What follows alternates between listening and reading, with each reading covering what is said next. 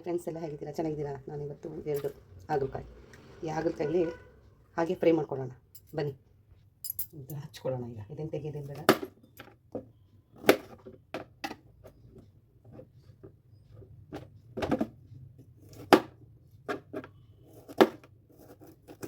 ಚಿಕ್ಕದಾಗಿ ಹಚ್ಕೊಳ್ಳೋಣ ನೈಸ್ಗೆ. ಇದು ಬೀಜ ಇರಲಿ, ಬೀಜ ಎಲ್ಲ ತೆಗಿಬಾರ್ದು, ಚೆನ್ನಾಗಿರುತ್ತೆ.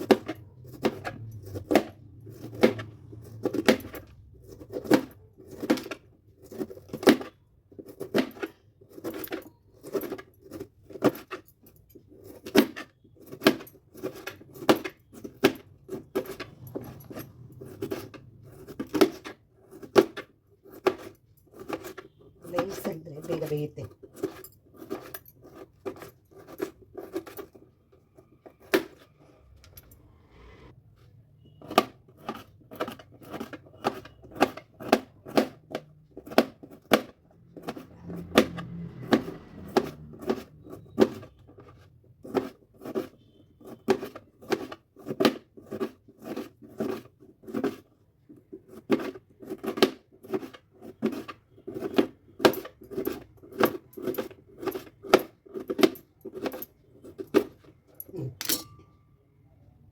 ಈಗ ನಾವು ಇದಕ್ಕೆ ಸ್ವಲ್ಪ ಅರಿಶಿನ ಪುಡಿ,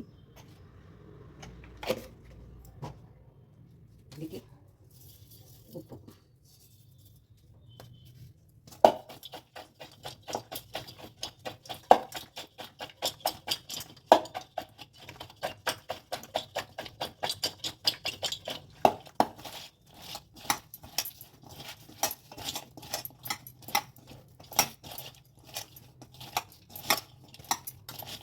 ಈ ಥರ ಹಾಕಿದ್ರೆ ಇದು ನೀರೆಲ್ಲ ಬಿಟ್ಕೊಳ್ಳುತ್ತೆ. ಬಿಟ್ಕೊಂಡ್ಮೇಲೆ ಕರೆಕ್ಟ್ ಚೆನ್ನಾಗಿರುತ್ತೆ. ಒಂದು 5 ನಿಮಿಷ ಬಿಡಬೇಕಿದೆಲ್ಲ ಈ ಥರ ನೆನೆಸ್ಬಿಟ್ಟು.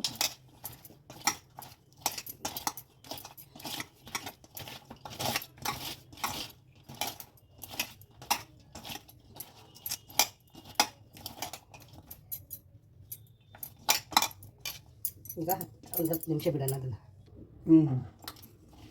ಕಲಸಿಟ್ಟಿದ್ದೀವಲ್ಲ ನೋಡಿ, ನೀರು ಎಷ್ಟು ಬಂದು.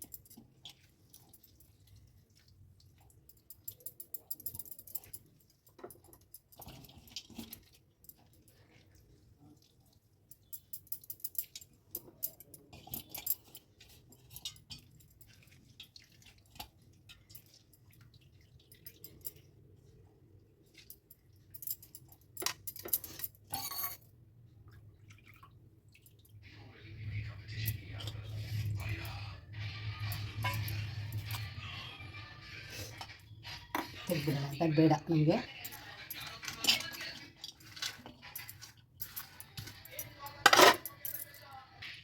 ಈಗ ಇದಕ್ಕೆ 1 ಸ್ಪೂನು, 1 ಸ್ಪೂನಲ್ಲಿ ಕಾರ್ನ್ಫ್ಲವರ್,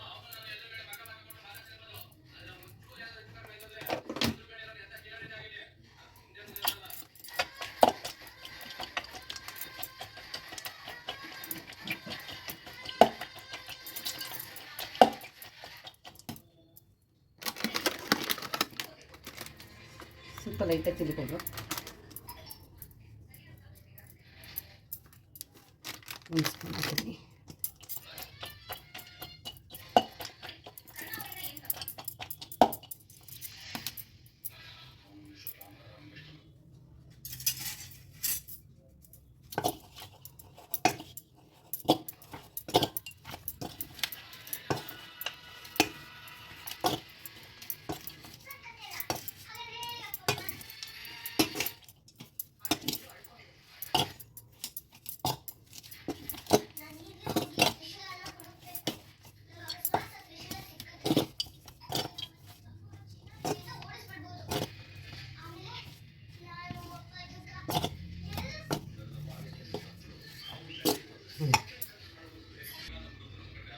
ಸುಮ್ಮನೆ ಆಯಿತು ಹೋಗ್ಬೇಕತ್ತೆ.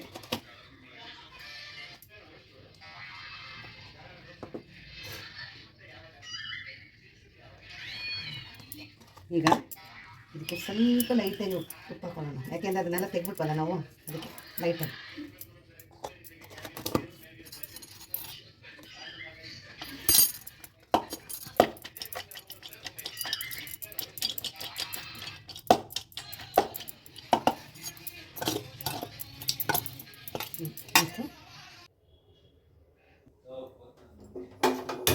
ಬಾಂಡಿ ಕಾಯಿಲಿ, ಸ್ವಲ್ಪ ಎಣ್ಣೆ ಕಾಯಿಲಿ ಬಾಂಡಿ.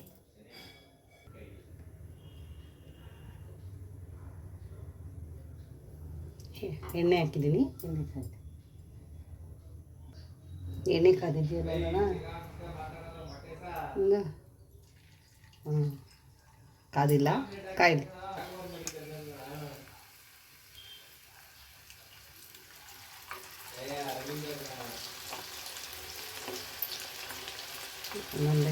ಒಂದೊಂದೇ ಹಾಕೊಳ್ಳೋಣ, ಚೆನ್ನಾಗಿ ಬರುತ್ತೆ.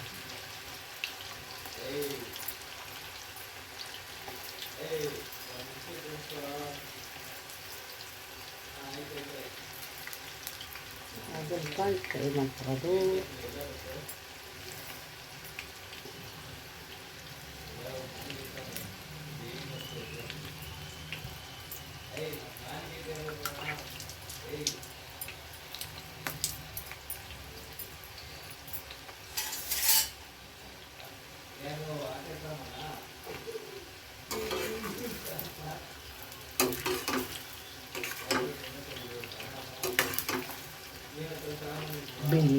ಬೇಯಬೇಕು.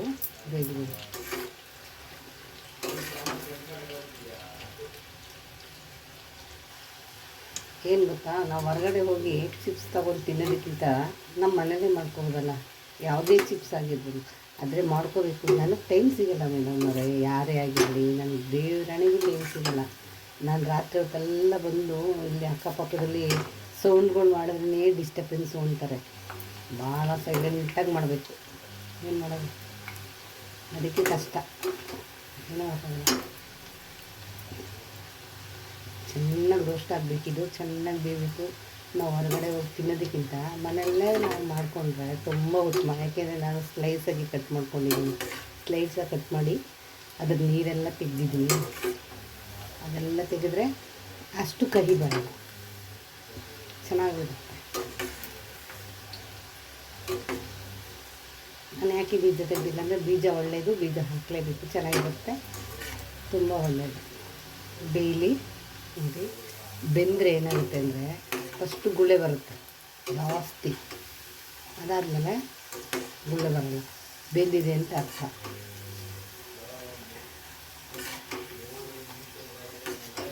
ಇನ್ನು ಸ್ವಲ್ಪ ಹಾಕಬೇಕು, ಫುಲ್ಲು ಗುಳ್ಳೆ ಎಲ್ಲ ಕಮ್ಮಿ ಆಗಬೇಕು.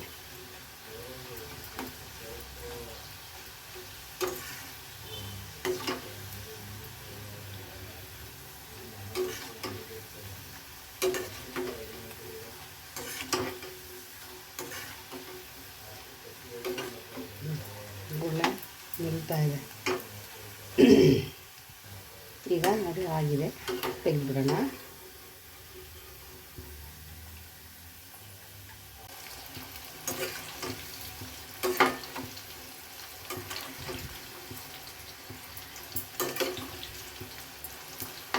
ಇನ್ನೊಂದು ಸ್ವಲ್ಪ ಆಗಲಿ.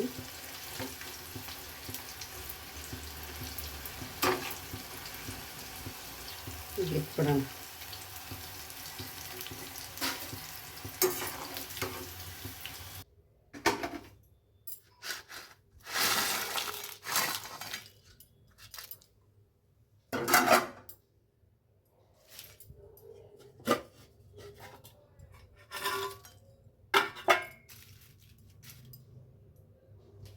ಹಾಗಲಕಾಯಿ ಚಿಪ್ಸು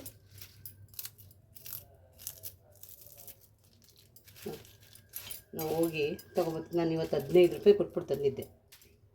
ಇನ್ನು ಹಾಗಲಕಾಯಿನ 1/4 kg ಹಾಗಲಕಾಯಿ 3 ಬಂದಿತ್ತು.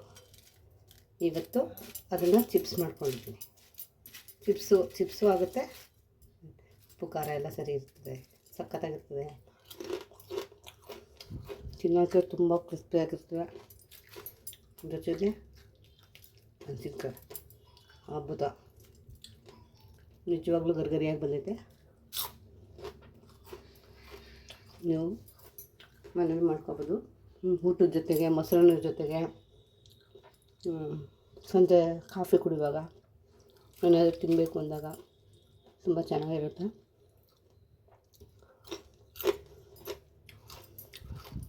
ಸಿಂಪಲಾಗಿ ಮಾಡ್ಕೊಂಡಿದ್ದೀನಿ. ಇದೆಲ್ಲ ಒಂದು 10-15 ನಿಮಿಷದಲ್ಲಿ ಆಗೋದು. ಅದು ಇನ್ನೊಂದು ಏನಂದರೆ ಅದು ನೆನೆಬೇಕಷ್ಟೇ. ನೆನೆದು ನೀರೆಲ್ಲ ತೆಗೆದುಬಿಡ್ತೀವಲ್ಲ, ತುಂಬ ಚೆನ್ನಾಗಿರುತ್ತೆ.